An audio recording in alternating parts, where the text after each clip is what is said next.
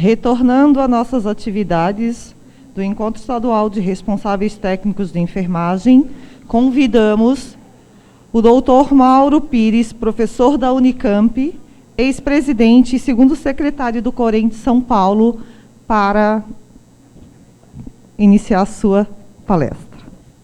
Obrigada. Bom dia.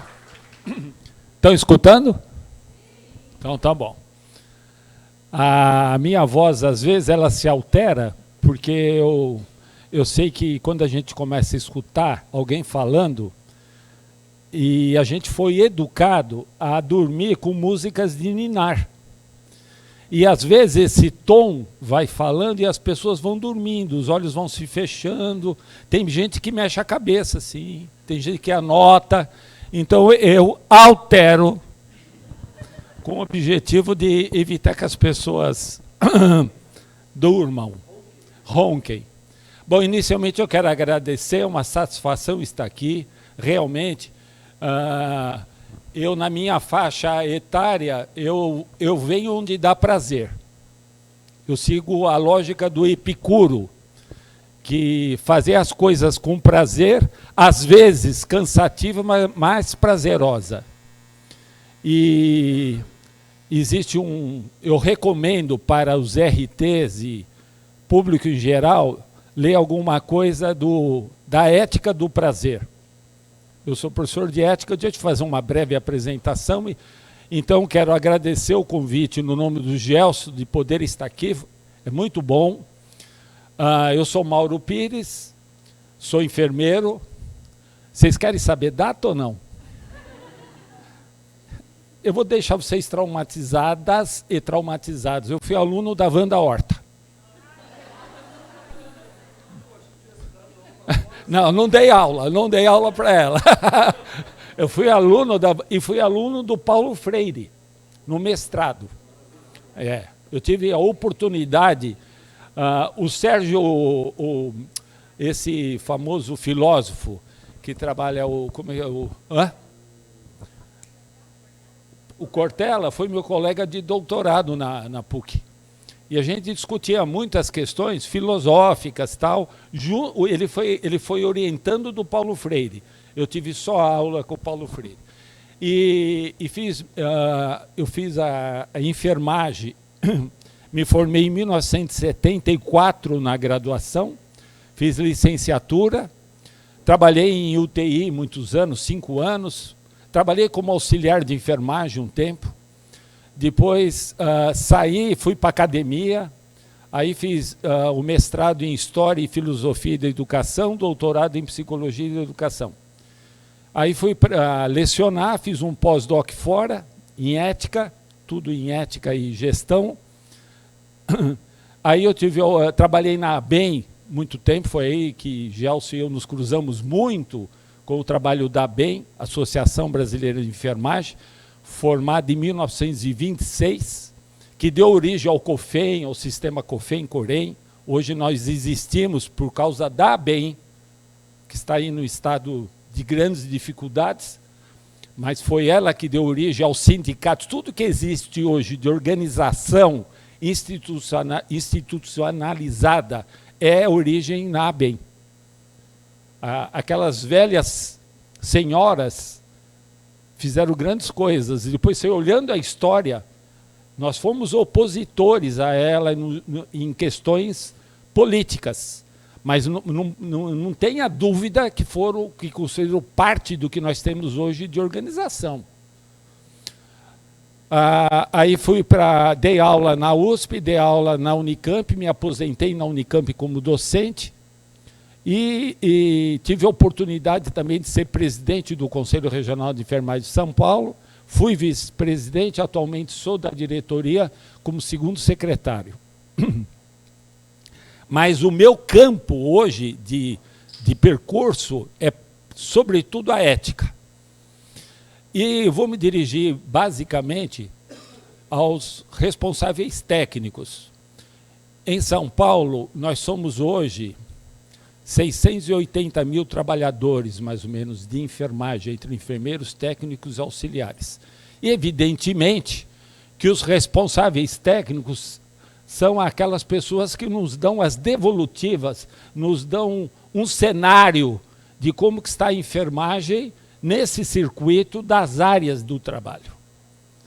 É um elemento importantíssimo, que muitas vezes o trabalho dele não é muito claro, não é valorizado e pode passar desapercebido. Então, eu acho muito importante esse encontro, dando essa luz, esse foco no RT. Muito bem. Uma outra questão que eu acho de fundamental importância é que as pessoas, em geral, deveriam se aproximar mais do sistema COFEM-COREM. Porque a gente critica muitas vezes, e a crítica... porque veja bem, o que é crítica? Crítica é você falar alguma coisa fundamentado em critérios. Os critérios podem ser falsos. E você constrói uma crítica falsa. Para você aproximar a sua crítica da realidade, você tem que se aproximar daquela realidade, construir critérios, e aí, fundamentado em critérios, na sua vivência, na sua experiência, no seu estudo, você sim pode, talvez, desenvolver críticas fundamentadas em princípios, pode ser de ciência, pode ser empírico, mas tem que ter fundamentos. A gente percebe as redes sociais, aliás, eu fiz um trabalho sobre redes sociais, sendo muito utilizada, até por causa da situação atual do país, onde existe essa falsa polaridade, as pessoas falaram o que dá na cabeça. E nós somos muitas vezes obrigados a escutá-las. Eu estou numa idade que eu não escuto mais. Eu deleto, nem leio, tem coisa que eu não leio mais. Por exemplo, essa história de que o COREM não faz nada pela gente, que eu só pago e não recebo nada. Cansou, pessoal. O COREM foi formado em 1973, se não me falha a memória. Então já passou do tempo de ficar explicando o que é COREM e COFEM. Passou do tempo de eu ficar explicando que eu sou enfermeiro e o que... Eu não aguento mais. A minha avó ficou me esperando eu me formar médico. Ela falou, é quase médico. É quase médico. Minha avó morreu, falou, mas você não para de estudar, Mauro. Quando você vai ser médico? Você vai ser sempre enfermeiro? Esse era o pensamento da minha avó, que nasceu em 1890, que já faleceu. Agora, eu acho inadmissível ficar explicando na atualidade o que é ser enfermeiro, o que é ser técnico de enfermagem, o que é ser auxiliar de enfermagem, considerando que a comunicação evoluiu muito.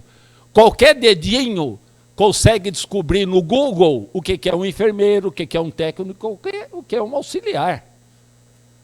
E eu não me sinto nem um pouco desmerecido, como me chama de enfermeira, eu atendo. Oi, enfermeira, pois não. Porque hoje nós somos 12% só.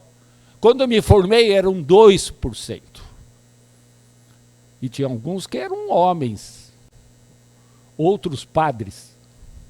Não quer dizer que padre não seja homem, mas era um religioso, né, que olhava... Eu me lembro que eu me formei, na minha classe tinham 5 homens, só se formaram 2, porque os 3 largaram. Um foi fazer medicina, outro foi trabalhar em TI, e outro foi internado na psiquiatria. E, verdade, o outro que se formou comigo era um padre. Porque era muito comum a religiosidade estar muito próximo da enfermagem, principalmente os católicos, era muito comum. A enfermagem já tem até uma explicação histórica dessa nossa direção de abnegação, de trabalhar de graça. Isso aí tem uma explicação histórica religiosa muito poderosa. A gente é louco para trabalhar de graça. Enfermagem adora. A enfermagem adora falar que enfermagem é amor. Ok, precisa ter amor, concordo, mas não é só amor que toca a enfermagem. Senão nós não seríamos a profissão mais amorosa e a mais pobre. Porque no mundo capitalista, selvagem, de alta disputa, Você precisa saber balancear as coisas, precisa ter o saber desenvolvido, que a enfermagem, felizmente, a partir da década de 70 do século passado, começou a olhar para isso e se preocupar com isso e desenvolver os seus mestrados, os seus pós, e aí começou a consolidar um saber desenvolvido pela própria prática da ciência, ok? Porque eu sempre falo isso para os meus alunos, quem não sabe, na atualidade, tem problemas. Eu posso até não fazer determinadas coisas, mas eu sei as consequências, é opção política não querer ir naquela direção, mas a ignorância é um problema que acaba sendo a manipulação dos poderosos. Os poderosos manipulam a ignorância. Por que o nosso país não desenvolve uma educação séria, competente? Porque vai tornar as pessoas sabidas, e quem é sabido é mais difícil de ser manipulado. Um país ignorante é mais fácil de você manipular. Porque você fala qualquer atrocidade e as pessoas acreditam. Aí entra na minha área, valores, ética. Nós somos pautados, eu vi ali quando o Gelson apresentou os princípios, uma das coisas que norteiam qualquer ação é norteada pelos valores. Agora, ninguém discute conosco, nem convosco, quais são esses valores. Quais são os valores que nós queremos desenvolver na profissão? Quais são os valores que nós queremos desenvolver na nossa família? Quais são os valores que nós queremos desenvolver no nosso país, na nossa enfermagem? Que valores são esses? Eu participei de uma mesa lá na Semana de Enfermagem sobre política. Política, até pouco tempo atrás, era uma palavra proibida na enfermagem. Me xingavam, o Mauro, aquele cara é político, como se isso fosse um... Eu falo, sou político mesmo. Porque a política é uma ferramenta que você precisa ter no seu cotidiano. A gente não pode confundir com política partidária, que é uma questão também importante para a enfermagem. Hoje, basta dizer, o Gelson apontou aqui, nós temos apenas uma deputada federal representando a enfermagem de uma maneira heróica, porque a gente sabe, primeiro é mulher, segundo, enfermeira. Então todo mundo fala, a enfermagem tem 2,5 milhões de trabalhadores, tá? E aí? E aí? O que isso significa para a enfermagem, para a sociedade? Todo mundo fala, não tem união. Mas a pergunta é, por que não tem união? Maria Cecília Puntel de Almeida, ex-professora de Ribeirão Preto, escreveu um livro para mim que é uma preciosidade, chamado Saber da Enfermagem, onde ela aponta bem a divisão técnica e a divisão social do trabalho na enfermagem. Divisão técnica, por quê? Hoje, enfermeiros técnicos auxiliares já foram práticos de enfermagem, enfermeiros práticos, atendentes de enfermagem, tinha um monte. Tem a obstetriz, de uma maneira muito incipiente, mas está. Então nós temos uma divisão técnica clara. Tem a lei do exercício que estabelece o que o enfermeiro, o que o técnico, o que o auxiliar, o que a obstetriz faz. Divide. Nessa origem da divisão técnica, nós temos a divisão social, origem de classe social. Queira ou não queira, eu fui fazer uma escola de enfermagem pública. Quando eu fiz, para vocês terem uma ideia, na década de 70, eu tinha residência garantida com almoço, café da manhã, janta, roupa lavada, eu dormia na escola.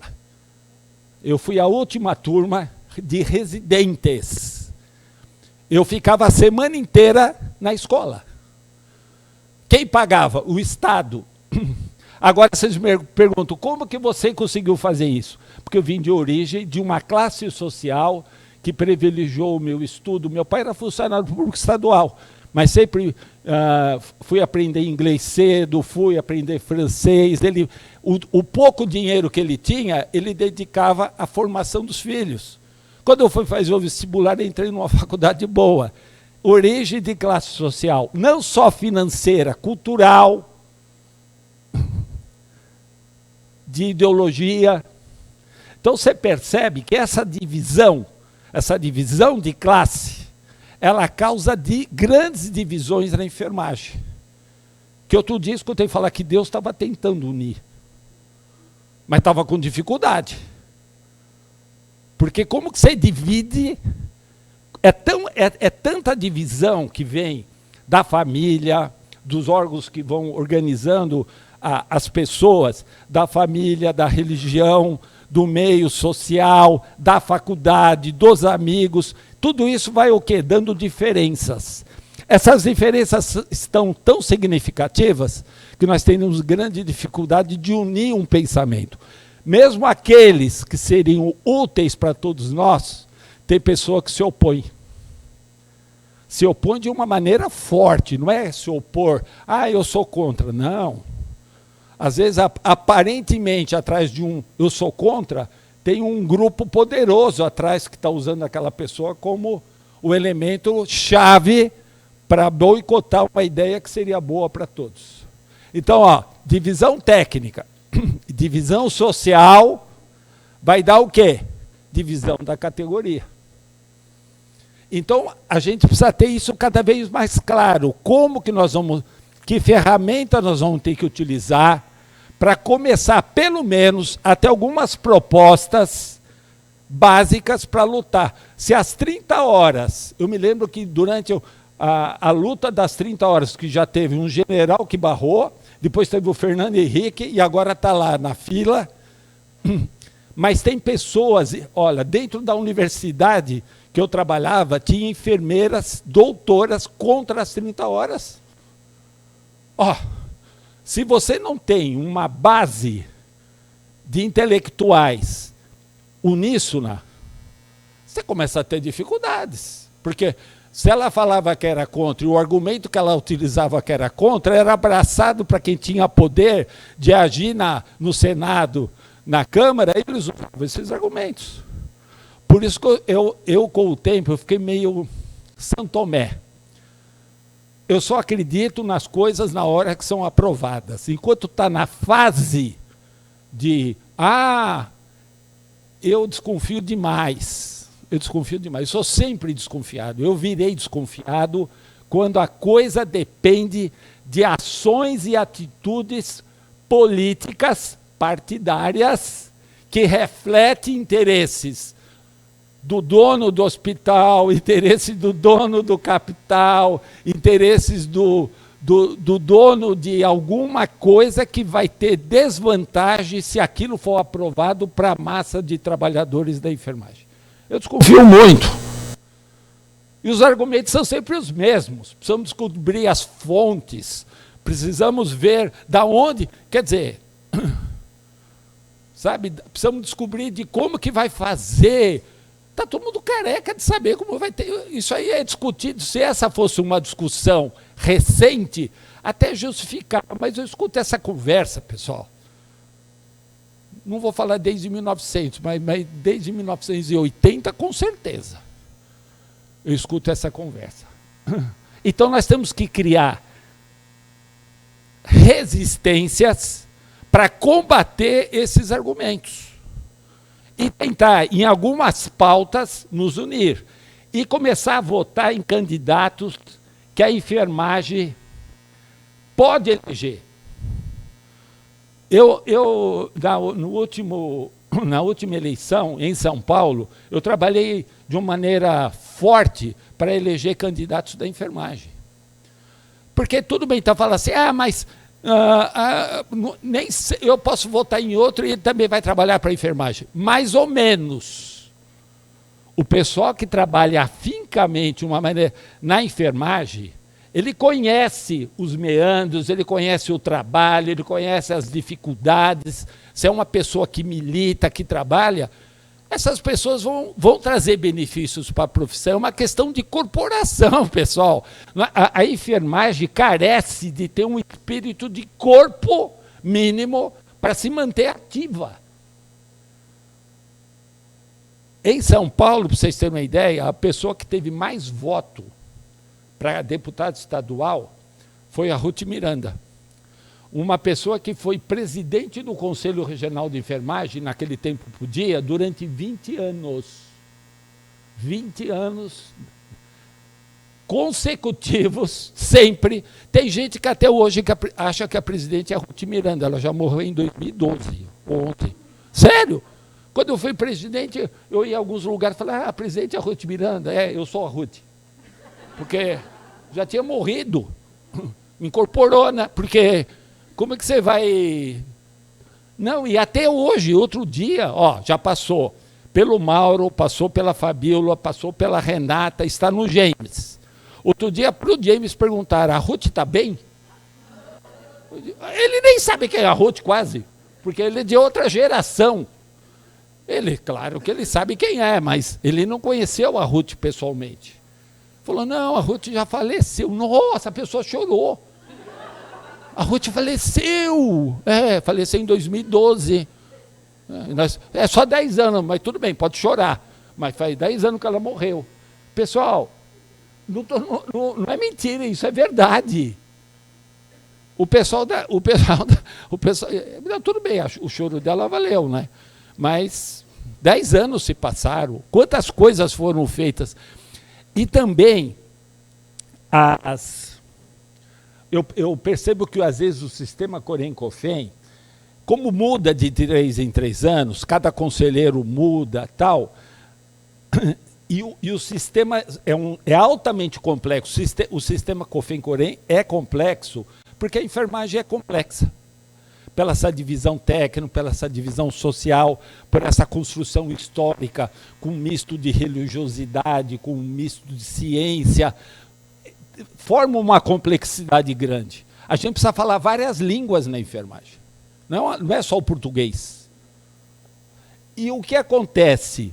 Cada conselheiro que entra, cada conselheiro que é eleito, ele fica assim, tão impressionado com o sistema Cofém-Corém, que ele acha que a comunicação dele se estende para todos. Ele tem uma falsa imagem que aquela gestão é a maior do mundo, é a melhor do mundo. Todo mundo que entra lá fica, nossa, nunca foi feito isso. Falei, pessoal, sabe, vai com calma, menos. Porque nós temos que admitir que tudo é uma construção histórica, sistematizada, de continuidade. De continuidade. Claro que teve gente que agiu mal dentro do sistema. Exemplo, Gilberto Linhares. Eu falo publicamente o nome dele porque ele está lá na Operação Predador da Polícia Federal e com suspeita de assassinato, foi condenado por desvio. Então, dele eu falo abertamente porque foi pego e foi comprovado que o cara era mau caráter. Então, a gente não pode esconder isso. O sistema teve épocas que foi utilizado de uma maneira equivocada por pessoas que têm formação equivocada. Agora, passou. Nós temos hoje uma construção que podemos ter divergências de condução política, mas eu acredito que a gente tenha muitas questões em comuns, inclusive no plano ético.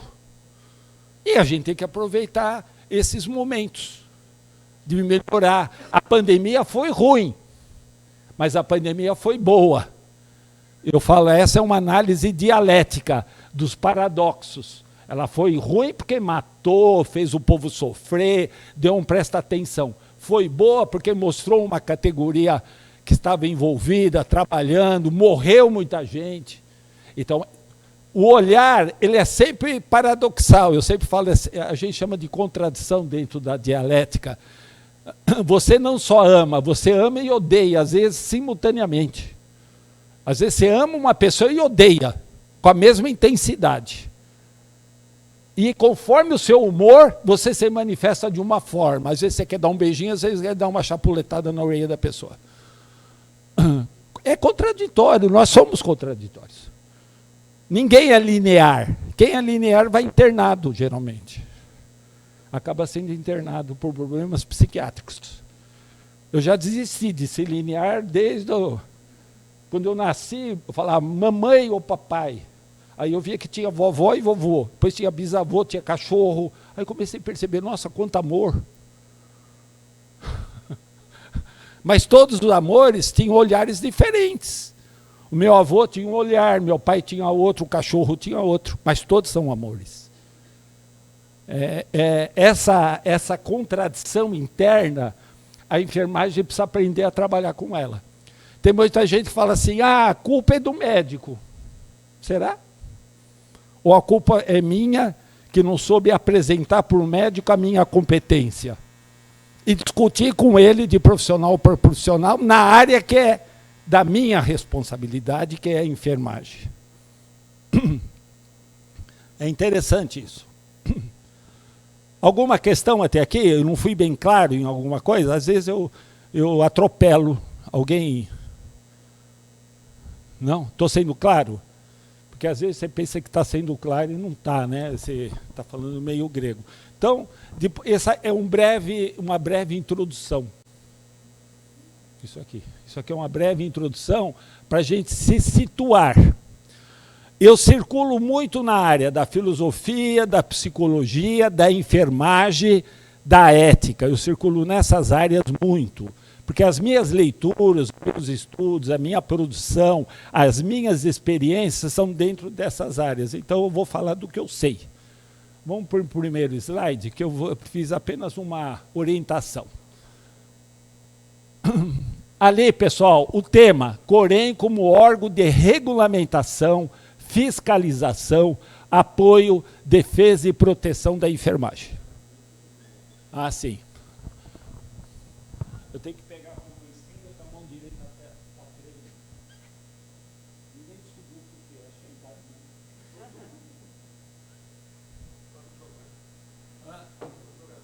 é. Mas eu continuo nadando, então vamos lá. Então, Corém como órgão de regulamentação. Eu gosto de apontar, sempre que eu vou trabalhar com um tema, eu gosto de trabalhar com um tema focando as questões históricas. Por que surgiram determinadas coisas? Tem muita gente, aquilo que eu falei, muitas pessoas acham que ele é o momento presente e não existiu nada antes dele. Tem gente que acha assim, o Corém é péssimo. Tá, por quê? Por sua culpa também. Porque o conselho é da enfermagem.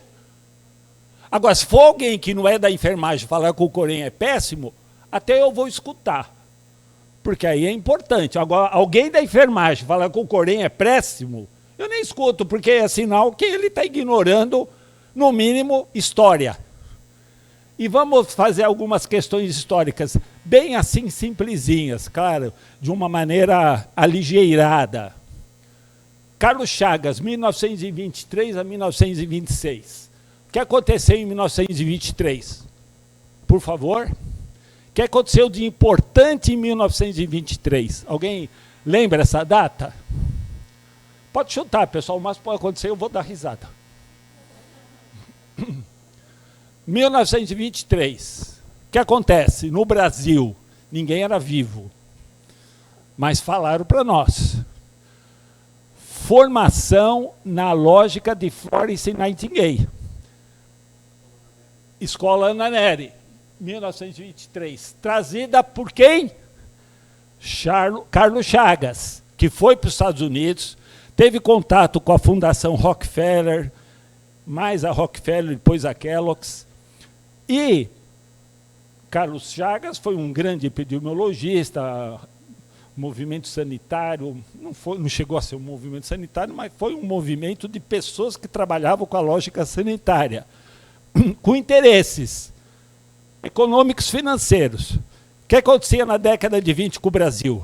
Tinha uma potencialidade de mão de obra, mas junto com a potencialidade de mão de obra, que era útil para a lógica capitalista, muita doença, doenças epidêmicas, pandêmicas, e aí você, o trabalhador brasileiro construía determinadas coisas, na hora que você ia exportar, a doença ia junto.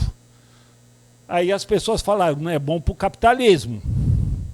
Então temos que descobrir uma mão de obra que seja formada mais rapidamente. Imagina, na década de 20, quantas pessoas eram analfabetas no Brasil? Se hoje nós temos aí vários analfabetos estruturais, naquele tempo a maioria não sabia nem ler nem escrever mesmo. Era um grupo altamente seleto, que sabia ler, sabia escrever, fazia faculdade, eram pessoas da origem de classe social. O médico, eu tive um tio meu, o Raul Briquet, que era meu tio lá de 2º grau, ele era de família alta, era o lado da família rica, que podia estudar, podia investir em livros, investir em viagens. Era uma classe social totalmente qualificada. Para formar um médico, o médico formado na década de 20, ele ia servir que parte da população? A parte mais rica. Se ele não ganhasse dinheiro, ele ganhava porco, ele ganhava galinha, fazia escambo, criava uma fazenda, de tanto porco e galinha que ele ganhava, enfim.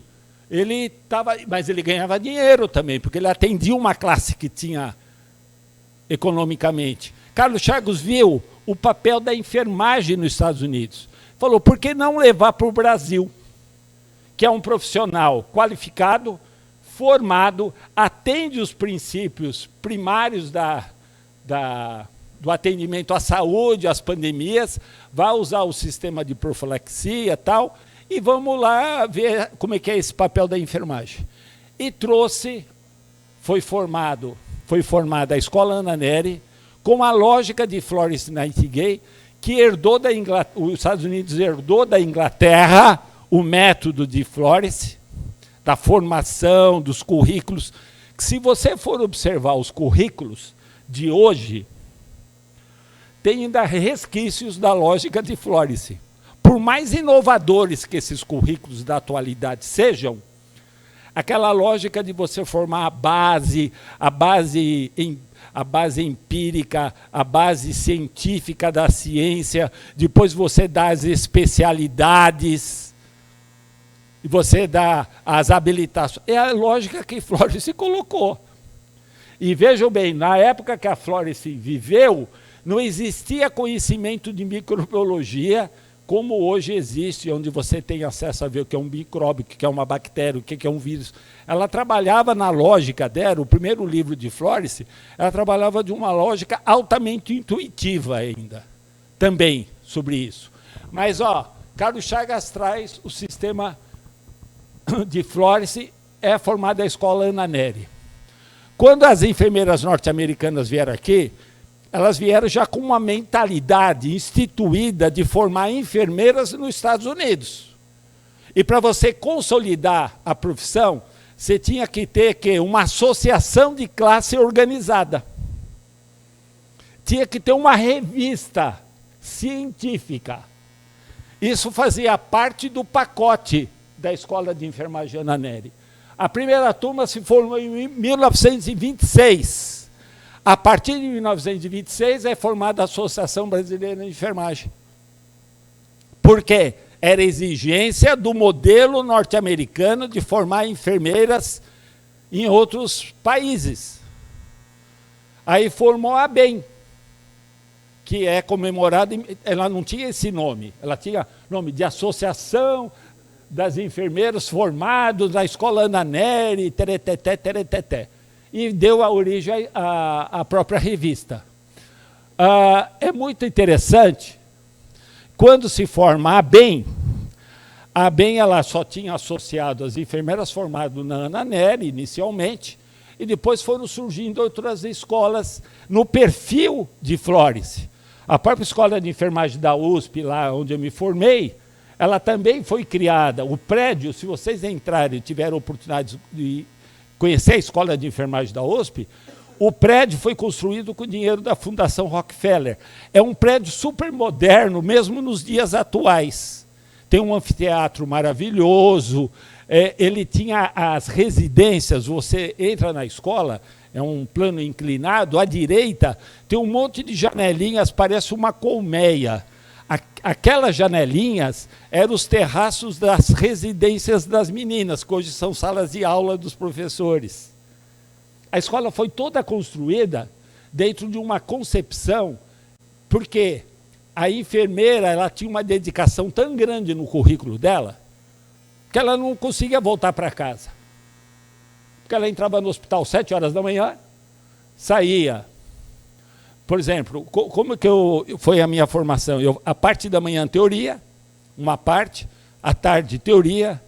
Quando eu fui para o hospital, de manhã, hospital, à tarde, teoria, à noite, fazer os trabalhos científicos para o dia seguinte. Você não saía da escola, só morando lá.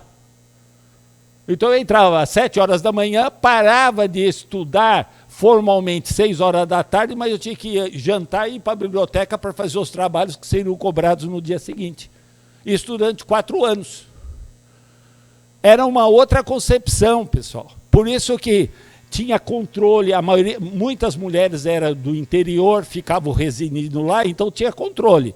Até às 10 horas, quem saísse e não voltasse, a escola fechava. Mas aí daquela que estivesse fora, provavelmente ia ser suspensa. Então ninguém saía. Os homens eram isolados por uma porta, que eu tinha a chave, mas era uma porta.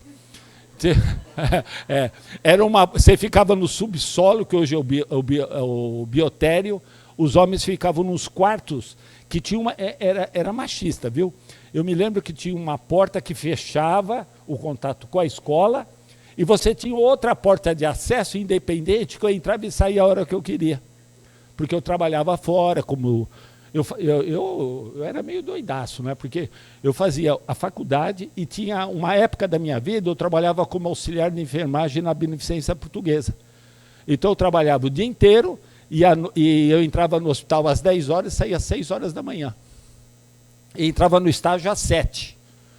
Eu, como eu durmo pouco, até hoje, eu dormia 2 horas, estava ótimo. Mas era um ritmo muito pesado e muito intenso. Então, ó, Associação Brasileira de Enfermagem, já bem. Agora, por que aconteceu o Corém?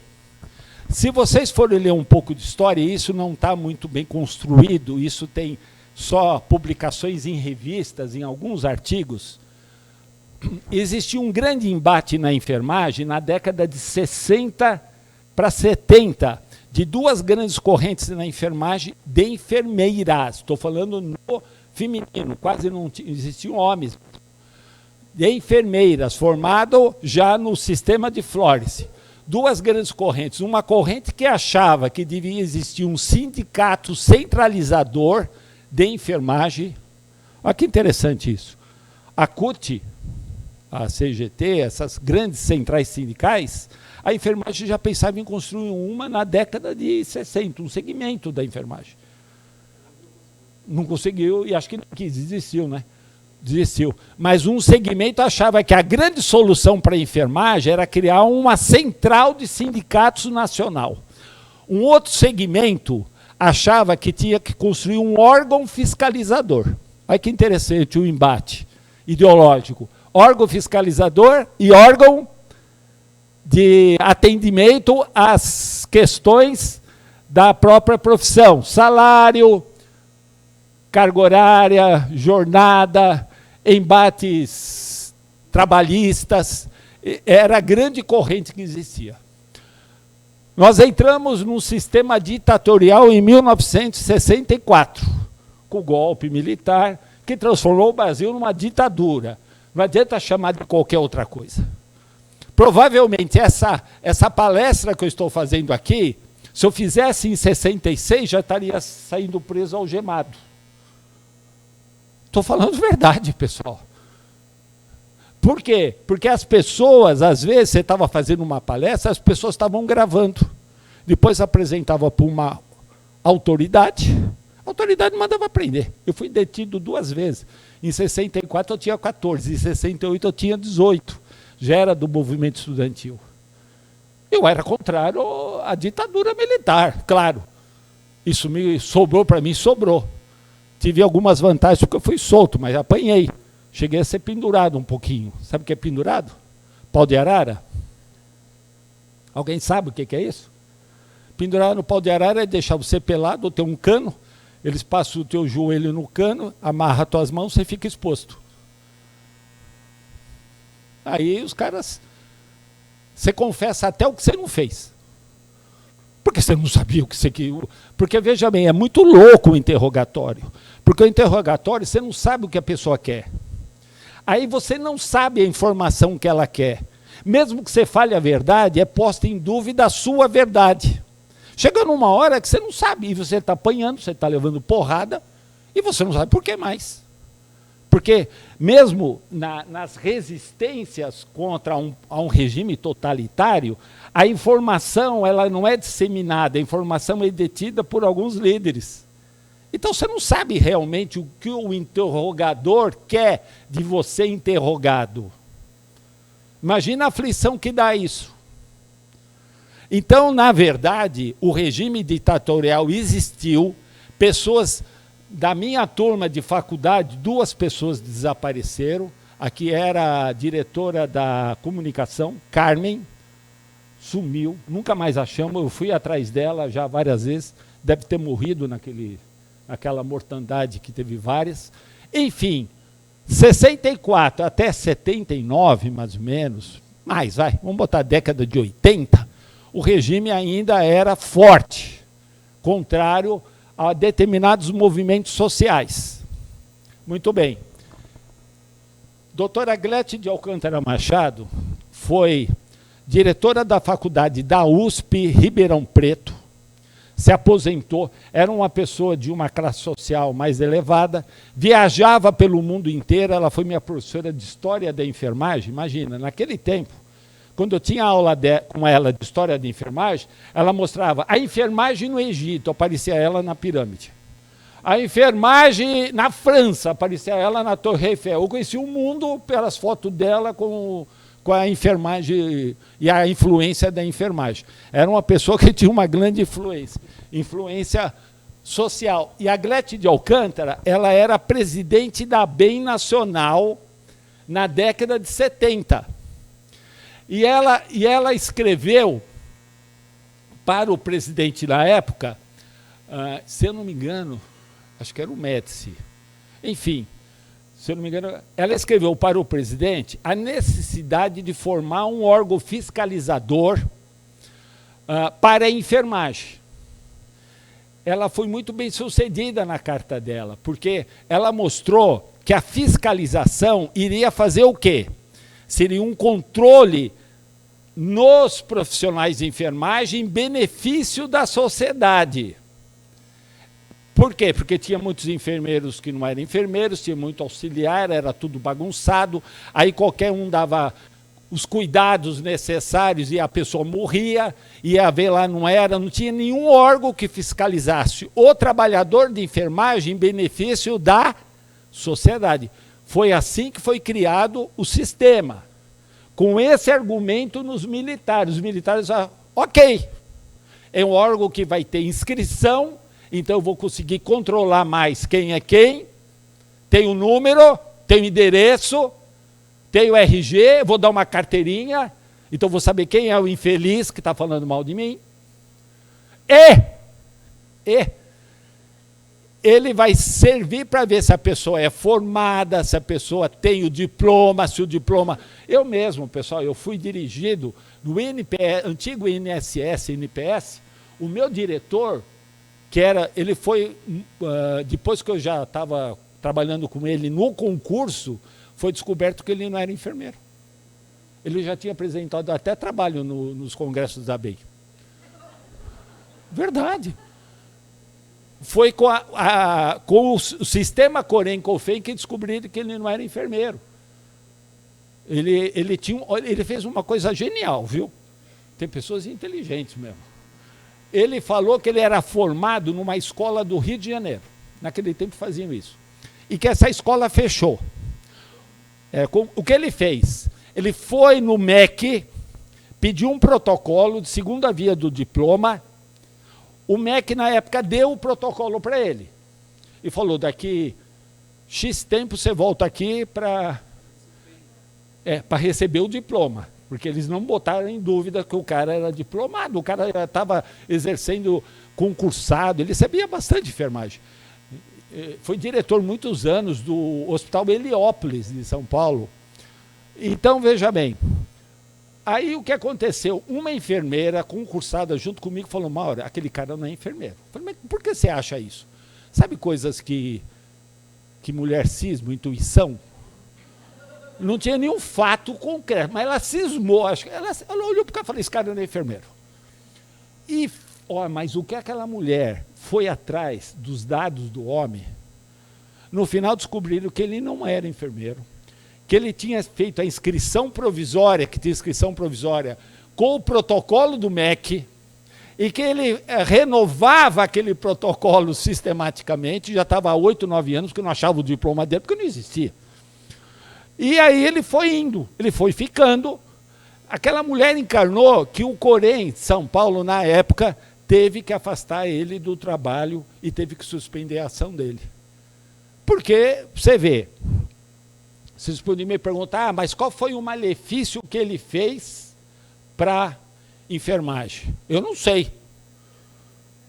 Eu não sei qual foi o malefício, mas ele estava substituindo alguém que, teoricamente, na época, recebeu uma formação para ser e não era, e não, ele estava ocupando esse espaço.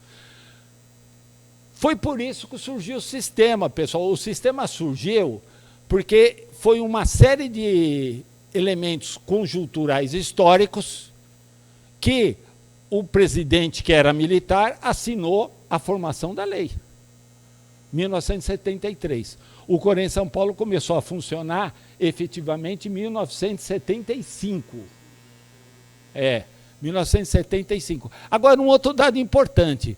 Muitos conselhos, com exceção da medicina, do direito, essas profissões mais consolidadas, da farmácia, a maioria dos conselhos das profissões mais jovens, em termos, porque a enfermagem não é jovem, a enfermagem é velha, mas é nova, é aquela contradição, velha e nova. Muitas profissões novas, todas foram feitas na década de 70. O dos fisioterapeutas, os fisioterapeutas são até mais novos. O da educação física, todas deram origem praticamente nessa lógica do controle de quem está inscrito, do controle qual é a faculdade que a pessoa foi formada, do controle da inscrição, do controle do exercício. E aí,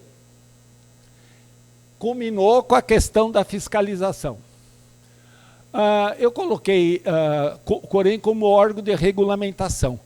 Aí, evidentemente, para você fiscalizar, você precisa ter o quê? Você precisa criar regulamentos. Código de ética, veio a lei do exercício para consolidar se você está extrapolando ou não as suas funções. Tem as questões privativas do enfermeiro. Por isso que eu falo que a lei que formou os conselhos de 1975 já precisa ser revista. Vocês podiam me perguntar, e por que ela não é revista? Não é revista porque nós temos uma fragilidade política que corremos o risco de fazer um PL, um projeto de lei mais inovador e sair pior do que existe na atualidade, porque não temos força política. Os caras podem pegar a oportunidade de construir um grande lobby e falar, vamos botar esses caras aí para esfregar o chão todo dia, 3 vezes ao dia. Né? Então, essa é uma questão. Se a gente tivesse uma força política organizada no nível de Senado, no nível de deputados federais, você colocar um PL inovador para você criar uma lei do exercício nova, que a nossa é de 86, e um órgão fiscalizador inovador, garantido por lei, é o mundo ideal. Por que não fazemos? Não fazemos porque não temos força política para fazer. E é interessante, porque a enfermagem nessa época da década de 70, como ela era... Quando for o tempo, vocês me dão um toque, hein? Porque eu sou assim, precisa me avisar. Quando foi na década de 70 aqui, vocês podiam falar, mas a turma que trabalhava com a Glete de Alcântara tinha força política? Eles não tinham força política institucionalizada, mas eles andavam nos meandros, porque eram de famílias de origem. E eles não iam contra a instituição, eles não iam construir um projeto, eles não iam lutar para construir um projeto de ações sindicais. Eles aproveitaram a lógica dominante, que era do controle militar, da fiscalização, e construíram o conselho. Não sei se eu estou sendo claro, pessoal. É importante a gente entender esse princípio, porque a gente nunca teve grandes representações como deputado, como senador, não tivemos. Mas a gente tinha o que a gente chama de política de bastidor, que a gente também perdeu isso hoje, porque a nossa profissão ficou muito voltada para o trabalho, para a assistência, para a parte invisível da saúde, que você só sente falta quando você tira. Aí você sente, mas se estiver lá quieta, ok, legal, hein? Ganha pouco, trabalha muito, quase escravo. Escravos modernos. Então, isso é uma lógica que a gente precisa estar atento, pessoal. E para a gente quebrar essa lógica, nós temos duas questões. Uma questão é revolucionária, você revolucionar o país, que é quase impossível. E outra é ganhar espaço dentro do sistema. Elegendo enfermeiros, elegendo técnicos, elegendo auxiliares, em todos os níveis, do município, do estado, na federação. Eu não vejo na atualidade outra solução. Porque você vê, se a Carmen Zanotto é uma pessoa altamente combativa e ela conseguiu fazer essa movimentação para que o PL 2564 fosse, imagina se tiver 5, 6, 7, 10, 15, tem um lobby. A gente consegue coisas dentro do próprio sistema, não precisamos revolucionar, mas temos que fortalecer a lógica dominante, então. Que a gente, e depende de nós isso, pessoal, depende de nós. É superar as pequenas picuinhas. Ah, não voto nele nem morto. Não voto nela nem cavacatuça. Porque aí pega, anula voto, vota lá no Cacareco, vota no Zé Bedeu, no Luiz da Pamonha, no chofer de praça do Zequinha, e não consegue nada. Então nós temos que olhar para isso, pessoal. Temos que olhar. Nós temos que sair dessa alienação política. Ah, não suporto o partido tal. Entra no outro partido e vai fazer um trabalho partidário, não um trabalho voltado só para o seu benefício. Quantas vezes eu fiz coisa para o Corém, para a BEM, para a enfermagem, que eu não tinha vontade de fazer, inúmeras. O Gelson está aqui, está com dificuldades com saúde. Eu já tive dificuldades com saúde, que eu me locomovia com... Agora, eu não fico pregando isso, mas quem entra num trabalho público se expõe. Quem entra num trabalho público precisa se expor, precisa falar, precisa se posicionar. Eu sou muito quieto, muito tranquilo, mas se alguém fala contra alguma coisa, eu levanto o dedinho e, de uma maneira bem tranquila, eu me posiciono. Não preciso ser agressivo. Mas já escutei falar cada besteira da enfermagem, pessoal. Pública, que eu levanto o dedo na Assembleia Legislativa de São Paulo quantas vezes. Uma vez eu meti o pau publicamente no ministro da Saúde, no ministro da Educação, que era do partido coligado, mas carquei o ministro, porque eu entendia que a grande expansão das escolas mal qualificadas e mal formadas era consequência da fragilidade e dos interesses espúrios de determinados ministérios. Por que nós estamos nesse caos de formar enfermeiros, técnicos, auxiliares de uma maneira 100% remota? Eu não sou contra o trabalho remoto, eu sou favorável, mas não como sendo o processo final, total, da formação de enfermeiros. Cadê a parte prática? Cadê aquela habilidade? Se os objetivos seguem ainda o Bloom lá, afetivos, cognitivos, motores, que fala que não segue, mas todo mundo põe isso. Cadê os afetivos? Cadê os psicomotores? Só tem cognitivo quando tem uma cognição bem reduzida, por sinal. Porque tem gente que não tem memória nenhuma, a cognição usa muita memória. Então, regulamentação, apoio. Sem dúvida, pessoal, que embora seja hoje de fiscalização, o Corém, o sistema COFINS-Corém é o órgão que tem o quê? Num país capitalista, você precisa ter o quê para sobreviver? Hã? Dinheiro! Grana! Ah, mas eu não sei se aquele dinheiro vai ser... Pessoal, para você fazer qualquer protesto em Brasília, eu já fui várias vezes lá. Você tem deslocamento, você tem comida. Para começar, a enfermagem trabalha tanto que não consegue achar um lapso de tempo para ir até Brasília. Se ele conseguir, ele não tem grana para ir. Então, eu estava discutindo isso no Corém São Paulo. Nós estava falando com o Jamie, nós temos a obrigação de criar formas de deixar ônibus para os grandes movimentos, deixar alguma coisa, sei lá, temos que apoiar as lógicas coletivas. Porque é o órgão que tem uma concentração de renda. Não está sobrando, como muitas pessoas imaginam, porque o custo é alto. Qualquer dúvida é só entrar lá.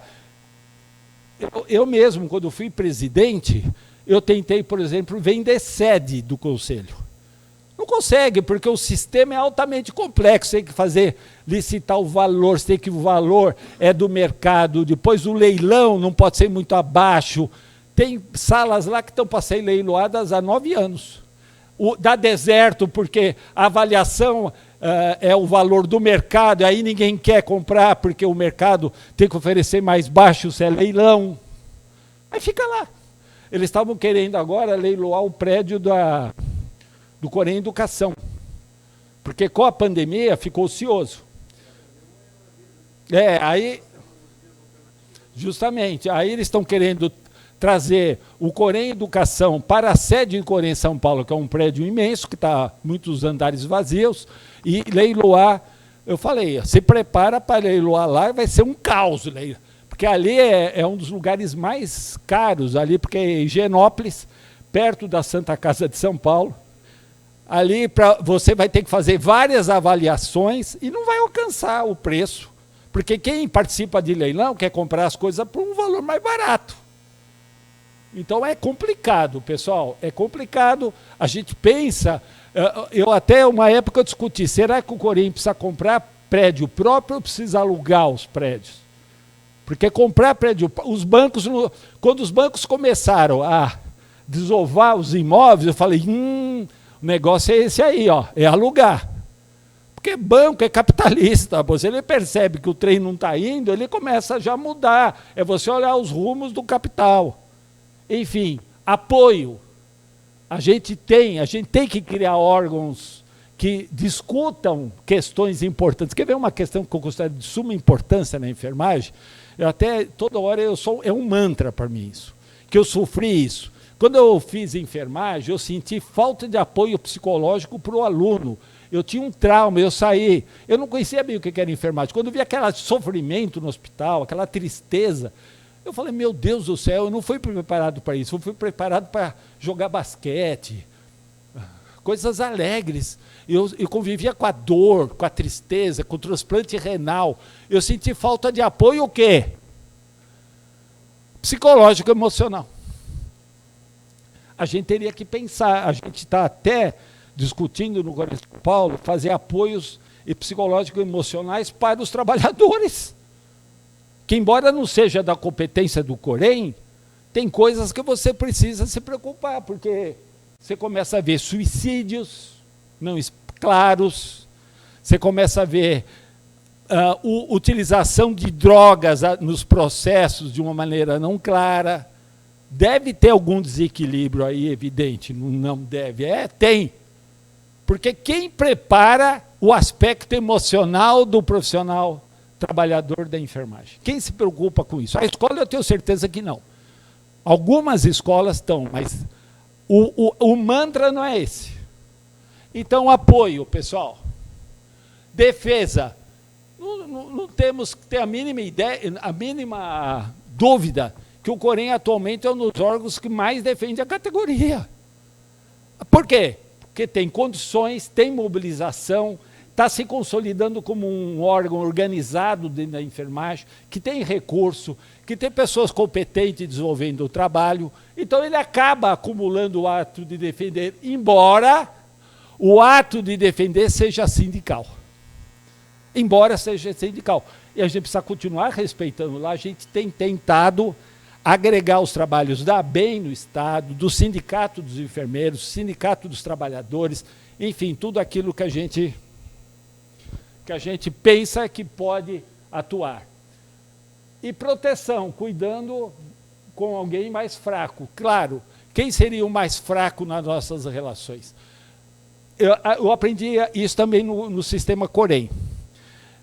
Vou dar um exemplo bem pontual. No sistema Corém tem uma conselheira, que é auxiliar de enfermagem, chamada Edith, que eu conheci ela. Ela é de uma simplicidade, pessoal, que vocês olham para ela, quem se deixa só se nortear pela aparência física, passa reto por aquela menina. Menina não, hoje senhora. Menina porque ela sempre será uma menina, como eu também. Mas ela é uma pessoa altamente assim, aparência. Mas tem ela tem uma compreensão política da realidade. Aí você vai ver a história dela, ela teve militância sindical dentro da universidade, ela é uma auxiliar de enfermagem que sempre participou dos movimentos. Ela tem uma compreensão política que muitos enfermeiros técnicos não têm. Então, é que ela fala, eu pareço ser frágil, mas eu trabalho na proteção dos mais frágeis que eu. E o fórum que eu fui trabalhar é o sistema Corém, porque eu cheguei à conclusão que o sindicato não está dando conta. Embora ela continue trabalhando no sindicato dos trabalhadores da Unicamp, porque eu acumulei durante 2 gestões e voltei para o sindicato dos professores da Unicamp. Eu fui presidente do sindicato dos professores da Unicamp durante 2 gestões e estou voltando como secretário na atualidade. Por quê? Porque eu me aposentei e vi que a moçada não está militando bem. Eu falei, temos que formar gente para assumir aquilo, pô. Porque sindicato é importante, sindicato vai lutar pela categoria, pelo piso, tem que ser mas o sindicato está bem fragilizado na atualidade, como estão todos os órgãos de organização social. Você falou em organização social, agora dá arrepio. Quando, na verdade, é aonde nós podemos nos organizar para conseguir reivindicações básicas para nós. Por isso que ela acabou assumindo a proteção. O próximo, por favor. Aqui eu já falei, foi o METS, criação do sistema COFEI Corém. Só para curiosidade, o sistema Corém é a autarquia vinculada ao Ministério do Trabalho e Previdência Social, mudou. Mas ele foi durante muitos anos, é uma autarquia, e é muito louco, pessoal, porque o Corém São Paulo, durante 10 anos, ele foi tido como uma empresa privada. Pasme. Ele foi criado como uma empresa pública e depois virou uma empresa privada. E o prédio que o prédio do Corém São Paulo tem 9 andares na Alameda Ribeirão Preto, uma travessa da Brigadeiro Luiz Antônio, que é uma travessa da Avenida Paulista, coração do sistema econômico-financeiro de São Paulo. Pasmem, aquilo ali foi comprado, pessoal, com cheque pessoal da presidente na época. Não foi feito licitação, não foi feito nada, foi assim, queremos aquele prédio, aquele era o Banco Safra, sede do Banco Safra que faliu. Um lado foi da Polícia Federal, que é um prédio maior, e outro lado foi do Corém. Foi comprado com cheques pessoais, assinados por Ruth Miranda. Você vê como é que era o sistema. Ora, se eu assino cheque, se eu assino cheque para comprar um prédio, eu posso assinar um cheque para comprar um carro, comprar uma casa, eu posso assinar um cheque para fazer qualquer coisa. Cadê os controles? TCU, CGU, cadê os controles? Tribunal de Contas da União. Hoje, quando você assina ali, o meu CPF fica comprometido, falam que 10 anos. Eu fui presidente 3 anos e vice. Até outro dia, pessoal, fui chamado na Polícia Federal para responder um inquérito lá. Eu já saí do Corém como presidente, eu fui 12, 13 e 14. Se vocês botarem meu sobrenome no Google, deve ter ainda uns 400 processos respondendo lá. Por quê? Porque é tudo no nome do presidente. O cara não pagou a conta. Sabe quem acionava o cara? O meu CPF. Então, tem lá 25%, 30% de inadimplente, o presidente acionava, vai para o inferno, tira meu nome disso aí. Aí hoje não é mais. Mas eu peguei ainda a fase que o meu nome era o nome que acionava todo mundo. O meu CPF está lá, até hoje. Até ou o cara morre, ou o cara paga, ou a dívida se extingue, o meu nome está lá. Então, quando eu saí do Corém, tinha 650, agora deve estar com uns 300 e pouco. Muita gente morreu, pagou, aí vai. Mas está lá. Outro dia, quando eu quis fazer uma compra, eu tive lá, falei, nossa, Mauro, mas você tem tanto processo. Vai para o inferno, que processo. Aí você tem que associar o seu CPF ao Corém para mostrar que é como órgão executor do conselho. Felizmente, isso hoje não é mais assim. A Fabíola já não pegou, a Renata já não pegou, o James não está pegando. Mas era uma questão grave. Bom, aqui eu deixei só para a ética. É uma questão que vocês não veem a ética andando na rua. Alguém vê a ética? Oi, dona Ética, você está bem? Como é que vai? Ninguém vê. A ética é uma coisa tão subjetiva que você só sente a presença dela quando você já está no caos. E quando você não entrar no caos, você não sente a falta da ética. Quando você começa a perceber que gente está morrendo, que gente está pagando o preço da omissão, o preço do não compromisso, aí você fala, a ética realmente... E a ética para nós, pessoal, para nós enfermeiros, os nossos valores, nosso senso de moral, está expresso, queiramos ou não, no nosso código de ética. Por isso que eu falo, leio os RTs, leio com atenção os códigos de éticas. E ó, eu fiz um trabalho essa semana passada, até estou comentando com o Gelson, porque eu participo há muitos anos de julgamentos éticos, de sindicâncias, e eu pedi para o Marcão, que trabalha muito com isso, a tese dele é sobre isso, sobre assédio, para levantar concretamente quais eram os artigos que mais as pessoas infringiam e acabam respondendo processos éticos. Ó, de modo geral, os artigos que se referem a assédio sexual, moral, emocional, é muita denúncia, porque a maioria da cassação desses artigos. Quer dizer, pode culminar com a cassação.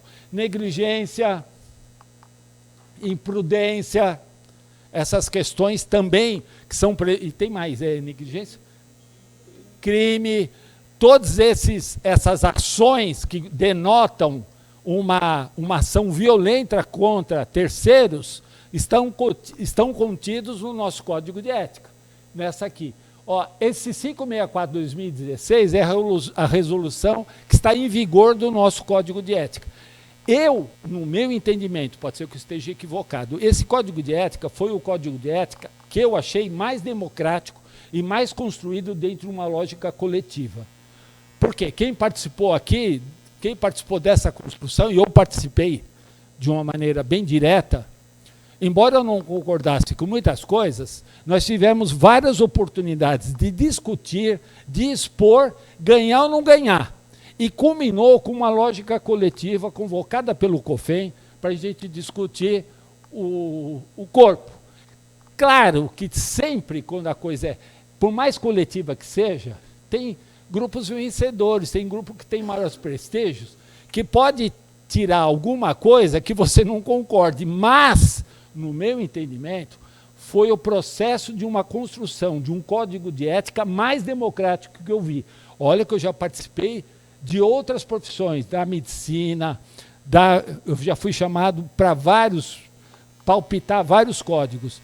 Eu torno a dizer, esse de 2017 queiramos ou não, gostamos ou não, criticamos ou não, foi o código construído de uma maneira mais coletiva possível. Eu assino embaixo dessa lógica, sem dúvida nenhuma. Claro que precisa mudar, claro que tem erros, claro que tem falhas, mas foram cometidas coletivamente, pelo menos. Não saiu da meia dúzia de iluminados. Eu fui da comissão, obrigado. Eu fui da comissão que construiu o corpo básico, junto com enfermeiros e enfermeiras de outros estados. Nós pegamos o que existia e construímos dentro de uma lógica assim, direitos, deveres, proibições por quê? Porque você ajunta os direitos, ajunta os deveres, o que é proibido e as punições. Ponto. E aí, mas tem falhas, nós já descobrimos um monte. Mas eu acho assim, 2017, geralmente esse código, eu acho que vai ser mexido de novo daqui, geralmente 10 anos, 2027, provavelmente, 2025 já começa um movimento para... o Código de Processo Ético, por isso que é de 2010. O Código de Processo Ético, o Código de Processo Ético, pessoal, só para quem não está atualizado, é o que norteia o ético que é instaurado. Então, vamos supor, o processo é instaurado. Quando o processo é instaurado, ele tem que ter definições de etapas processuais, é o Código de Processo Ético, que vai orientar como esse processo vai ser caminhado, como ele vai ser encaminhado. As comissões de análise, onde ele passa pelo plenário, como ele pode solicitar vistas, como ele pode solicitar não aceitação do que está sendo estabelecido. Ele tem todo um trâmite que foi feito em 2010, passou até da hora já de a gente mexer nisso. Precisa mexer nisso, sim, porque o Código do Processo Ético determina o andar, e processo ético é caro. Eu pedi para calcular quanto sair um processo ético, quando é instaurado, desde a sindicância até o final. Média, pasme, pessoal, R$30 mil. Era o preço. Um processo ético... Nós fazemos julgamento em São Paulo, pessoal, todo o plenário tem 4, 5, 6 julgamentos, fora sindicâncias. Por quê? Porque o mundo não para. As pessoas continuam trabalhando, continuam transgredindo, as escolas cada vez mais frágeis em ensinar. E aí, a população cada vez mais atenta na denúncia. Agora, tem muita denúncia desnecessária, que pode ser atendida em outro fórum, no fórum trabalhista, no fórum da compreensão pessoal, pessoas que... Você olha feio para... Vou te denunciar por Corém, porque você está olhando para mim com um olho só. E denuncia. Né? Aí vai para lá, estou denunciando porque ela me olhou com um olho e fechou o outro. E daí? Fala para ela, ou vai ver, ela não tem um olho que pisca, sei lá. As pessoas começam a usar o Corém para denúncias que não são nem cabíveis. E como a gente tem um ritual, porque, olha, sinceramente, vou falar um segredo, muita coisa eu arquivava, como presidente. Não tem jeito. Porque se você vai botar para discutir que a pessoa pisca com um olho só, a pessoa que fez uma transgressão, às vezes, muito mais grave, não é contemplado, porque chega numa hora lá que você fala, pelo amor de Deus. Olha, a última vez que eu saí de lá, perguntei no Corém, quantas denúncias nós temos aí sem olhar? 750 denúncias. Ética. Não, pessoal, aquilo ali, imagina, outra coisa, como a nossa lei de 75, o sistema, ele foi construído para 1975, nós estamos em 2022, com um crescimento em progressão geométrica de profissionais, e o sistema é o mesmo de análise. Nós temos lá, são 9 enfermeiros titulares, desculpe, são 12 enfermeiros titulares, 12 suplentes, 9 auxiliares e técnicos titulares e 9 suplentes. Então, são 21 conselheiros titulares que compõem o plenário. Se você for... Agora, pergunto, quem pode fazer o processo ético? Só conselheiro. Tem conselheiro que tem dificuldade de escrever, pessoal. Porque não é uma dificuldade do conselheiro, é uma dificuldade da realidade brasileira. Por que nem todo mundo faz mestrado ou doutorado? Porque tem que fazer uma tese, tem que escrever uma tese. Aí você tem que saber, no mínimo, se comunicar pela parte escrita. Então, o que acontece? Muitas denúncias, você não tem para quem encaminhar o processo. Imagina um conselho com 680 mil trabalhadores que a gente acha que vai passar de 700 mil loguinho. É assim, ó. Eu tive uma formatura que tinha 1.500 formandos. Pessoal, era uma sala, juro por Deus, eu entrei na sala, eu estava aqui em cima, eu não achava o fim do anfiteatro. Eu olhava lá e falei, preciso de um binóculo. Eu não tinha a mínima ideia com quem eu estava falando. Era tudo rostos, eu não sabia. Eu não sabia nem que discurso eu ia fazer. Nem sabia nem a língua que eu ia falar. Não, é uma coisa, pessoal, é surreal o que está acontecendo no ensino. O ensino brasileiro, para mim, é surreal. Eu que tenho uma formação na academia, para mim é surreal. E a nossa lei do exercício, né, professor? Que é de 1986. Tu me fala, precisamos mudar essa lei. Volto a falar. Precisamos mudar se tivermos uma Câmara de Deputados federal forte, senadores fortes, e ter certeza que aquele projeto de lei construído vai ser aprovado, senão vai piorar a nossa situação. Então dá medo. Eu teria hoje totalmente receio de lutar por um PL dentro dessa configuração que existe aí. O próximo, por favor. Muito obrigado. Eu estou à disposição aí, o que vocês quiserem colocar. Eu acho que não sei se eu extrapolei, acho que não, né? Então, eu estou disponível, eu acho que... Pessoal, perguntar não dói, pode perguntar. A dúvida, ela aparece, mas a gente fica com vergonha de falar em público. Não tenho vergonha, eu já fiz cada pergunta vergonhosa, pessoal. Depois eu ficava pensando, nossa, como... Né? Tem que perguntar, pessoal. Pode ser uma coisa aparentemente simples, mas não é. Atrás de uma simplicidade tem uma grande complexidade. E atrás de uma complexidade tem uma grande simplicidade. Pois não. Não, eu vou dar risada interna só. Eu prometo. Eu quero fazer uma pergunta.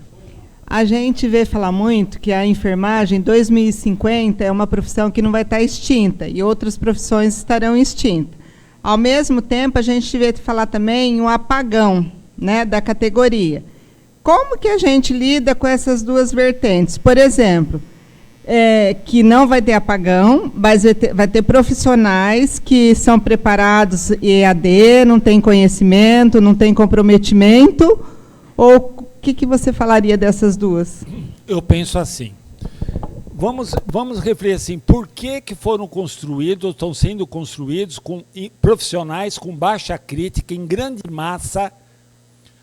Bom, primeiro porque as escolas estão lucrando com isso, mas segundo também, quem autoriza a formação das escolas tem outros interesses também ideológicos. Porque se for uma categoria que já tem 2,5 milhões e de repente vira 5,5 milhões, você multiplicando que cada 5,5 milhões pode influenciar mais 3 ou 4 pessoas, isso aí vira 15 milhões, 16 milhões. Imagina se fossem pessoas, se são pessoas que possam ter uma crítica de mudança. Seria... a gente mandaria no Brasil, a gente teria a mesma força que os metalúrgicos tiveram na década de 70, quando se organizaram mentalmente. Eu vejo assim, a enfermagem, como as outras profissões, tem sempre núcleos de resistências, que são as pessoas que são movidas por vários interesses. Nem sempre uma resistência é movida por um princípio nobre.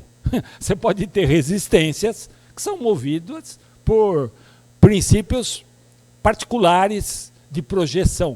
Mesmo esses podem construir uma enfermagem melhor, no meu entender. Por isso que, quando eu percebo que alguém está fazendo um movimento muito voltado para o pessoal, eu não vou para destruir esse cara ou essa pessoa. Eu vou tentar transformar esse princípio dele numa coisa que seja melhor. E se ele não quiser, vai ser problema dele, a história dirá, porque também você não pode ser responsável por tudo. Então eu vejo assim, vai depender muito do presente. O movimento do futuro, ele não existe. Ele pode existir. O mais importante é o aqui ou agora. Para mim, o mais importante é esse o momento que eu estou vivendo, onde eu estou transmitindo determinadas informações que podem impactar determinadas mentes, outras não. Essas mentes impactadas podem fazer transformações. Essas transformações podem alterar o futuro. Então vai depender muito do nosso presente. Nós somos os responsáveis por esse presente. Quando o Gelson é responsável pela presidência dele hoje. O que ele fizer vai trazer consequências lá. Como quando eu fiz em São Paulo, trouxe consequências em São Paulo. Muitas eu percebo que foram boas, outras nem tantas. Algumas foram alienantes, ou eu achava que não era alienante, depois eu percebi que eram. Por quê? Porque você não tem todos os dados na mão para analisar, mas eu acho que aí entra os valores. Se você tiver valores de coletividade, de investir no social, de melhorar o status quo, só pode dar frutos melhores lá na frente. Agora, se você tiver princípios egoísticos, autocentrados, voltados só para determinado segmento, só pode causar coisa ruim. Então está na nossa mão. Quando eu percebo que alguém está fazendo um movimento muito deletério, eu vou lá tentar intervir. Eu vejo assim. Então, as duas possibilidades são de futuro. Quem vai determinar a vencedora somos nós que estamos no presente. Só depende de nós. Eu não vejo ninguém. Eu vejo assim a realidade. Mais alguém? Eu tenho uma questão que me parece que assim, nós estaríamos maduros para fazer esse debate e não estamos, mas as instituições nossas, formadoras, as tradicionais, eu não vou entrar nessa, porque na realidade o Brasil autorizou 240 mil vagas de EAD esse ano. Né? Eu tenho sempre esse dado, porque esse é um dado que a gente precisa estar preocupado. Mas talvez porque nós não nos preparamos a algo que alguns países já têm. Nós temos uma massa, por exemplo, Santa Catarina, diferente de São Paulo. São Paulo tem 60% de auxiliares de enfermagem. Santa Catarina tem 70% de técnicos de enfermagem. São Paulo não conseguiu dar a volta, em termos de formação e de qualificação, que Santa Catarina deu, em função daquilo, inclusive, que a reitora falou hoje, das universidades comunitárias e das universidades públicas. Já foi desde 2018, começou a cair a... É isso aí. Então, veja, nós, por exemplo, Santa Catarina estaria pronto hoje para, na minha avaliação, fazer um projeto específico de formação de técnicos e enfermeiros. Eu acho que esse talvez seja um dos pulos que a gente possa ter, pensando em termos, aquilo que o Mauro vem apontando sobre a questão da divisão, isso é claro que é uma reflexão teórica minha, não tem uma fundamentação empírica mais consolidada, mas na perspectiva de que nós tivéssemos uma unidade no jogo profissional, talvez pudéssemos ser aquilo que o Peru tem. O Peru só tem enfermeiros. O Japão caminha para ter somente o quê? Só enfermeiros. O Chile caminha só para ter enfermeiros. Portugal, é idem. Ou seja, quando a gente olha isso e diz, bom, nós temos 70% de profissionais, por que as escolas não pensam em abrir turmas específicas, considerando aquilo que nós temos de habilidades e competências para fazer a formação do técnico? Esse é um discurso que eu tenho há muito tempo, de dizer assim, por que a formação do técnico de enfermagem num curso de graduação tradicional, ele é o mesmo daquele sujeito que nunca viu a enfermagem? Não pode ser. Ele já tem competências, ele já tem habilidades. Então, talvez a gente possa pensar, experimentar, discutir isso, que talvez seja, não é uma das saídas, mas talvez seja o caminho da profissão. Porque se deixar liberado com a divisão que tem, eu não tenho dúvida que nós vamos ter muito problema aí para frente. Eu acho que a Márcia faz uma pergunta sobre a questão do futuro, que ela é interessante. Por quê? O futuro também depende das bases tecnológicas da área de saúde. Vou falar a verdade, a profissão ela não vai ser extinta, mas muitos postos de trabalho serão. Você vai ter estruturas de regulação de chip que vão fazer um check-up completo, automático, fazendo reposição hormonal o tempo inteiro no sujeito. Isso já existe. Robôs, ou seja, você tem outras tecnologias que serão admitidas. Portanto, estarmos preocupados hoje com essa expansão absurda de profissionais é pensar lá no futuro da profissão, né? Mas eu concordo, Márcia, tem que ter esse olhar e nós vamos ter que encontrar a saída. Eu sempre digo assim, a saída ela está conosco, nós é que temos que nos desafiar. Eu acho que é muito cômodo a gente olhar para a situação do outro e fazer sempre as avaliações rasantes que a gente tem, né? Não, ele passou no concurso porque ele tinha um esquema. Ele fez o mestrado porque ninguém cobra nada dele. Ele fez um doutorado porque naquela escola todo mundo faz. Vai lá fazer. Né? Então, assim, essa é a avaliação rasteira que a gente tem quando a gente olha para o outro. Né? Não é fácil a gente fazer formação, é difícil fazer formação. Veja, nós temos um projeto que, na minha avaliação no Estado, ele está andando muito bem, comparado, por exemplo, com São Paulo, que a gente pensa, falou São Paulo, virou top, né? Não, a área de enfermagem de São Paulo tem problemas. Porque lá por exemplo, não teve o pulo de fazer a formação do auxiliar em técnico. Qual é o problema do técnico? É que o salário entre o técnico e o auxiliar praticamente é o mesmo em nosso Estado. Exato. Não, óbvio, o Estado não quis abrir concurso, não quis mudar a estrutura de concurso, né? Eu acho que são mais elementos também que a gente pode... Bia. Bom dia, meu nome é Bianca. Primeiramente, agradecer pela excelente palestra, né? Eu tenho uma pergunta para o professor Mauro. Realmente, a sua fala nos faz pensar muito no paradoxo do amor e ódio, né? Dentro do dia a dia de um RT.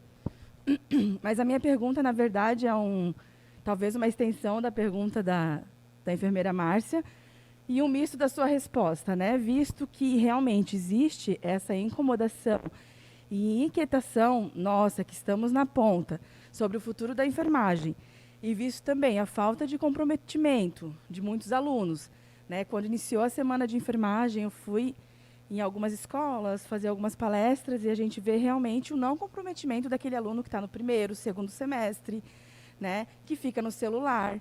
Eu estive numa palestra na escola, no Instituto Federal, em Joinville, e os alunos fazendo palavra cruzada. Eu fiquei no meio, para depois ir para a mesa, que eu queria dar uma olhada como que estava o comportamento dos alunos no meio do auditório. A pergunta seria o seguinte: qual o conselho que o senhor daria para a gente, RT, que a gente é o elo, eu vejo que a gente é o elo entre a assistência, quem está na ponta, né, e a gente tem o poder, entre aspas, de fazer a mudança, fazer a diferença? Uma fase da minha vida, eu trabalhei no CVV Samaritanos, lá atrás, como voluntário. Depois eu voltei, mas depois não gostei mais do sistema, abandonei. Mas o CVV me ensinou uma coisa: ter uma grande orelha e uma boca pequena. Ouvir. A gente tem a tendência de pseudo-ouvir. O que é pseudo-ouvir? Você finge que ouve, mas você já tem uma resposta construída para aquela coisa que foi apresentada que você não sabe o que é. Fui muito rápido? Não, né? Mas é assim que a gente funciona. Eu mesmo, eu tenho que me policiar, muitas vezes. Porque, às vezes, a pessoa vem te trazer uma coisa aparentemente tão simples, que você fala, mas como esse... Desculpe a palavra. Essa coisa não pensou nesse negócio antes. Então, ouvir, mas ouvir com aquele pensamento de receber a informação, ter humildade para saber se a sua resposta é realmente uma resposta fundamentada na ciência, no conhecimento, ou é para se livrar daquilo ali. Porque tem coisa que o aluno vem me perguntar e eu falo para ele, eu não sei isso aí. Mas eu sei uma coisa, no momento que você ouve mais e acolhe as pessoas passam a confiar mais em você. Porque eu tenho falado isso para o nosso presidente. Vai com calma algumas coisas. Porque você não consegue transformar determinadas realidades. É movimento histórico. Pessoal, eu estou na enfermagem há 50 anos. Tem coisa que não mudou nada. É a mesma coisa. E não vai mudar nos próximos 50. Por quê? Porque nós não queremos mudar. A gente não quer. A gente está bem assim. Tem gente que tem o seguinte raciocínio: não mexa em mim, pelo amor de Deus. Não vem com história de... fica quieto aí, vai, pelo amor de Deus. Porque é da nossa construção determinadas iniciativas que cabe a alguém fazer, cabe ao presidente. A gente é muito presidencialista. Olha o que está acontecendo com o país. 2 pessoas estão disputando espaços que são coletivos. Não são individuais, são nossos. Eu sempre falava, eu fui presidente de Correio, mas eu estava com um monte de gente, eu sou uma gestão. É que essa lógica autocentrada nos inibe muitas vezes. Então, o que eu recomendo? Escutar, pegar a informação, se você souber, com certeza, ok, tranquilo, mas qualquer sombra de dúvida, vai estudar, vai refletir, e fala, me dá um tempo que eu venho aqui te responder. Eu penso assim, no plano individual. No plano coletivo, eu tento trabalhar com os meus alunos de uma maneira crítica. Ele tem que construir os seus critérios para poder se conduzir na vida. Tem gente que não tem critério nenhum. Para onde a espuma da maré levar, ele vai. Eu sinto muito, eu não sou assim. Eu já tenho as minhas opções, desde política partidárias até de enfermagem, e apoio os segmentos que eu acredito, que acham, e tenho a crença, aí vem valores, que vão melhorar a profissão. Outros não, outros têm outros valores, outras crenças, e trabalham no sentido contrário. Ok, vamos ter um embate histórico. Em último caso, eu chamo para o debate. Geralmente, quando eu chamo para o debate, as pessoas recuam. É interessante isso. Eu chamo para o debate público. Porque eu tenho confiança nos critérios. Pode estar errado, pode falar até errado, mas eu tenho confiança. Eu estudei, eu refleti sobre eles, acredito neles e vou defendê-los. No limite até a morte. No limite, hein? Muito limite mesmo. Porque às vezes eu gosto de correr. Até porque eu tenho medo de morrer. Eu fiz um estudo gigantesco sobre morte. É interessante, viu? No fundo, poucas pessoas não têm medo de morrer. Poucas. O que tira o medo de morrer das pessoas é a fé, que é a crença, ou a desfé, a descrença. São os paradoxos. Esse geralmente não tem medo de morrer. Eu tenho. Porque eu não tenho nem muita fé e nem muita desfé.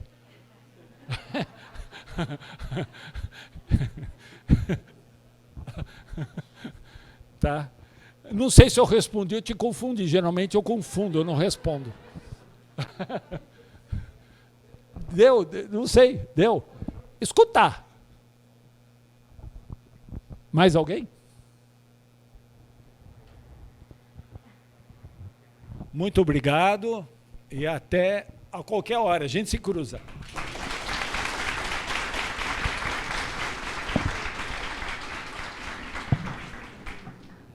Obrigada, doutor Mauro. Excelente palestra.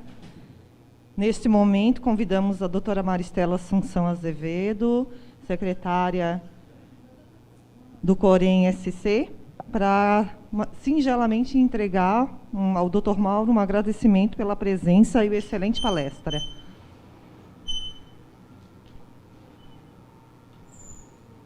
Só um minutinho.